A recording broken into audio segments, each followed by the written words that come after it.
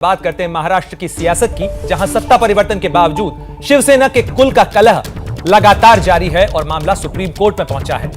शिवसेना पर हक की लड़ाई सुप्रीम कोर्ट पहुंच चुकी है और आज सुप्रीम कोर्ट में बड़ी सुनवाई हो रही है। सुनवाई जारी है और थोड़ी ही देर में कोर्ट का आदेश आ सकता है। सुनवाई के दौरान कोर्ट ने कहा कि दोनों पक्ष मंगलवार तक लिखित दलील जमा करें और साथ ही कोर्ट ने यह भी साफ किया है कि इस पर सुनवाई के लिए अलग बेंच का गठन होगा। इस खबर पर ज्यादा अपडेट के लिए हम सीधे रुख करेंगे हमारे सहयोगी अंकित गुप्ता का। अंकित, जिस तरीके से इस पूरे मामले में सुनवाई हो रही है, सुप्रीम कोर्ट का रुख बहुत सारी चीजें तय करेगा, लेकिन यह मामला अब चुनाव आयोग के पास भी पहुंच गया है। जी बिल्कुल प्रणय, अब ये मामला जो चुनाव आयोग के पास भी पहुंच गया है। संसद में तो मान्यता मिली ही गई है शिंदे गुट को, लेकिन सबसे महत्वपूर्ण है सुप्रीम कोर्ट। और सुप्रीम कोर्ट में अभी का जो आपने अपडेट दिया ना, उससे ये साफ हो गया है कि सुप्रीम कोर्ट ने इशारा कर दिया है कि अब इस मामले की सुनवाई एक बड़ी बेंच करेगी। क्या वो संविधान पीठ होगी? अभी सुप्रीम कोर्ट ने इसको लेकर के कुछ तय नहीं किया है, लेकिन ये इशारा जरूर कर दिया है कि मामले की सुनवाई एक बड़ी बेंच करेगी और संभवतः वो संविधान पीठ भी हो सकती है, क्योंकि कई संवैधानिक मुद्दों पर चर्चा होनी है। इस हफ्ते बीच में एक अपडेट आ रहा है। अपडेट ये आ रहा है कि मुख्य न्यायाधीश ने कहा है कि अभी मैंने बड़ी बेंच के गठन का आदेश नहीं दिया है। बेंच किस तरह की हो उस पर विचार कर बेंच का गठन करने में कुछ समय लग सकता है, यानी कि इतनी जल्दबाजी में कोई फैसला नहीं हो रहा है, ये चीज क्लियर हो गई है। अब मुख्य न्यायाधीश की एक और टिप्पणी, सदन में पार्टी के नेता का चुनाव मुख्य पार्टी नहीं बल्कि विधायक दल करता है। और ये बहुत बड़ी टिप्पणी प्रणय, इसको हम देख सकते हैं राजनीतिक तौर पर। क्यों? क्योंकि यहाँ पर जो है विधायक दल का नेता को लेकर के पूरी बात हो रही है ना, लेकिन बहुमत किसके पास में? एकनाथ शिंदे के पास में। पार्टी के अंदर का बहुमत किसके पास में? एकनाथ शिंदे के पास में। 2/3 से ज्यादा विधायक है। और यहाँ पर जो है मुख्य न्यायाधीश क्या कह रहे हैं कि सदन में पार्टी के नेता का चुनाव मुख्य पार्टी नहीं बल्कि विधायक दल करता है। और विधायक दल का किसके साथ में समर्थन? एकनाथ शिंदे के साथ में।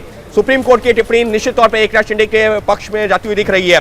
अब कपिल सिब्बल क्या कह रहे हैं? कपिल सिब्बल जो कि जो है उद्धव गुट की तरफ से पेश हो रहे हैं, उनका यह कहना है कि लेकिन इन लोगों को कहीं दूर बैठकर कह दिया गया कि आप हमारे नेता नहीं हैं। यानी कि कपिल सिब्बल ये बता रहे हैं कि जिस दौरान जो उद्धव ठाकरे को ये कहा कि आप हमारे नेता नहीं हैं और अब जो है हम एकनाथ शिंदे हमारे नेता हैं, तो उस दौरान ये लोग महाराष्ट्र में नहीं थे, गुवाहाटी में थे। कहीं दूर बैठ करके जो उद्धव ठाकरे से ये कह दिया कि आप हमारे नेता नहीं है। यानी कि अभी भी भले ही सुप्रीम कोर्ट ने कह दिया है कि एक बड़ी बेंच इस पर सुनवाई कर सकती है, उसका गठन किया जाएगा, लेकिन कोशिश ये की जा रही है कि अभी कोई आदेश, अंतरिम आदेश ही आ जाए। लेकिन यकीन मानिए ये तो दिख नहीं रहा। उसकी वजह क्या है? अगर मामले की सुनवाई एक बड़ी बेंच करेगी, लार्जर बेंच करेगी या कॉन्स्टिट्यूशन बेंच करेगी, ये सुप्रीम कोर्ट तय करेगा, लेकिन उसके बेंच के सामने तमाम मुद्दे जाएंगे। इसका मतलब क्या है? इसका मतलब ये है कि अभी जल्दी, यानी कि अगले हफ्ते 2 हफ्ते में भी इस मामले में कोई फैसला आता नहीं दिख रहा। और ये भी जो साफ हो जाएगा, यानी कि अगर हम जो है संविधान के जानकारों की माने, कि जितना लंबा ये मामला चलेगा उद्धव गुट का पलड़ा उतना ही कमजोर होता जाएगा। इस सबके बीच में एक और सीजेआई मुख्य न्यायाधीश की जो टिप्पणी सामने आई है वो भी मैं आपको बताना चाहूंगा। यहां पर जो है मुख्य न्यायाधीश ने एक टिप्पणी देते हुए कहा कि देखिए, वैसे तो मैं चाहता था कि मामला पहले हाई कोर्ट में जाता, उसके बाद मेरे पास में आता, लेकिन क्योंकि अब मेरे पास में आ गया है लिहाजा ठीक है। लेकिन अब यहाँ पर एक टिप्पणी जो अब से कुछ देर पहले जो मुख्य न्यायाधीश ने की है, वो कहा है कि इस मामले में हमारी कुछ शंकाएं हैं। मैं कोई टिप्पणी तो नहीं करना चाहता, लेकिन क्योंकि एक राजनीतिक मुद्दा है, इस वजह से अगर मैं कोई टिप्पणी करूंगा तो उसके अलग अलग तरीके से व्याख्यान होंगे, इंटरप्रिटेशन होंगे, लिहाजा कोई टिप्पणी नहीं कर रहा हूं। लेकिन पार्टी में बंटवारे के बिना क्या व्हिप जारी होने का आदेश दिया जा सकता है? अगर दिया जाता है तो उसका क्या परिणाम होगा?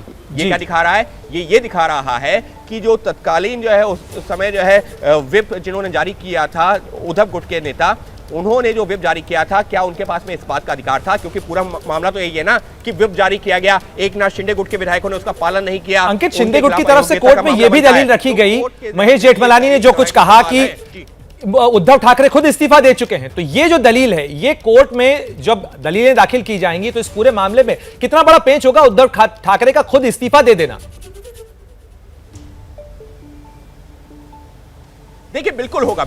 क्यों? क्योंकि देखिए यहाँ पर जो है ये दलीलें जो दी जा रही हैं वो जो साफ तौर पर ये बता रहे हैं, ये जो दलीलें हरीश साल्वे हो या सॉलिसिटर जनरल हो जो कि राज्यपाल की तरफ से आए हैं, महेश जेठमलानी भी जो इस मामले में है जो कि पेश हो रहे हैं, तो उन्होंने कहा है कि जब जो है सीएम उद्धव ठाकरे इस्तीफा दे चुके हैं तो फिर बहुत सी बातें खुद ही निरर्थक हो जाती हैं। यानी कि एकनाथ शिंदे गुट की तरफ से जो महेश जेठमलानी पेश हो रहे हैं ना, उन्होंने कहा देखिए आप तो बात कर रहे हैं ना स्पीकर का बाद में चुनाव हुआ सारी चीजें, लेकिन वो तो तब हुआ ना जब उद्धव ठाकरे ने अपने पद से इस्तीफा दे दिया। अगर वो जो वहां पर फेस करते, जाकर के नो कॉन्फिडेंस मोशन फेस करते, वहां पर कुछ होता तब तो समझ में आता था कि ये सारी दलीलें, लेकिन यहाँ तो उद्धव ठाकरे ने एक दिन पहले, एक रात पहले ही जो इस्तीफा दे दिया था, तो उसके बाद में तो इसका कोई मतलब ही नहीं ना। जब कोई सीएम है नहीं तो वहां पर हाउस में जो प्रोसीडिंग्स आगे बढ़ी वो नियमों को देखते हुए कि ये जो सरकार के खिलाफ अविश्वास प्रस्ताव है, सीएम को पता था, उन्होंने इस्तीफा दे दिया, इसी वजह से विश्वास मत हासिल किया गया। तो अब जो है इन दलीलों का मतलब नहीं रह जाता। यानी कि एकनाथ शिंदे गुट क्या बता रहा है, वो ये बता रहा है कि भले ही अब कितनी भी दलीलें दी जा रही हो, लेकिन अब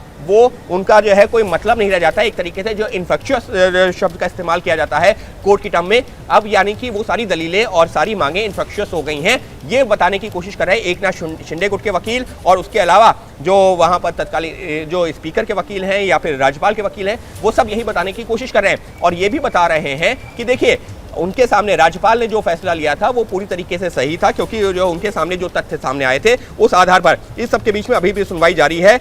लेकिन अब कपिल सिब्बल और अभिषेक मनु सिंघवी की क्या कोशिश है, उनको भी समझ में आ गया है कि कोर्ट एक बड़ी बेंच बनाएगी, ये बड़ी बेंच बनाएगी या संविधान पीठ बनाएगी, वो जो कोर्ट अभी तय करेगी। लेकिन अंकित, आप तो कोर्ट की प्रक्रिया को अच्छे से जानते हैं, जरा आपसे ये समझना चाहेंगे कि क्या आज जो ये पूरी सुनवाई हो रही है, जिस राहत को लेने के लिए एकनाथ शिंदे की जिस राहत को लेने के लिए उद्धव ठाकरे की तरफ से अपील दाखिल की गई थी, फिलहाल वो राहत तो मिलती नजर नहीं आ रही है? बिल्कुल नहीं आ रही प्रणय। और जिस तरीके से अगर आज की सुनवाई है, अगर हम फिर से एक बार यही कहना कि उद्धव ठाकरे कैंप को जो है सुप्रीम कोर्ट से राहत नहीं मिली, तो अभी कुछ देर में वो तस्वीर भी साफ हो जाएगी। लेकिन अब तक की सुनवाई जो है, पिछले 1 घंटे की सुनवाई से कमोवेश यही होता दिख रहा है कि कोई राहत मिलती नहीं दिख रही है। क्योंकि उसकी वजह क्या, जिसका मैं जिक्र कर रहा था ना, कि जो सहयोगी निपुण सहगल के हवाले से ये बड़ी खबर आ रही है कि सुप्रीम कोर्ट ने इशारा कर दिया है कि एक नई बेंच का गठन होगा। हो सकता है वो संविधान पीठ भी हो, जिसके सामने ये सारे मुद्दे जाएंगे कि क्या जो तत्कालीन जो डिप्टी स्पीकर है उनके पास में अधिकार है, अगर डिप्टी स्पीकर के खिलाफ अविश्वास प्रस्ताव है तो क्या होना चाहिए, क्या सुप्रीम कोर्ट इस तरीके से आदेश दे सकता है जब मामला इस तरीके से लंबित हो। तो ये कई तरह के जो है मामले हैं जो अगर संविधान पीठ में सुनवाई होगी तो बहुत लंबी सुनवाई चलेगी। और संविधान पीठ की सुनवाई ऐसा नहीं है कि हफ्ते 10 दिन में या 2 हफ्ते में पूरी हो जाती है, वक्त लगता है। उसके बाद में फैसला भी विस्तृत लिखा जाता है क्योंकि वो नजीर होता है। ऐसे में ये तो माना जा सकता है कि इस मामले की सुनवाई अभी लंबी चलेगी। और बिल्कुल अंकित, आप बने रहे हमारे साथ में। महाराष्ट्र की सियासत के सुप्रीम कोर्ट में चल रहे इस संग्राम पर हर अपडेट हम आपको देंगे एबीपी न्यूज पर।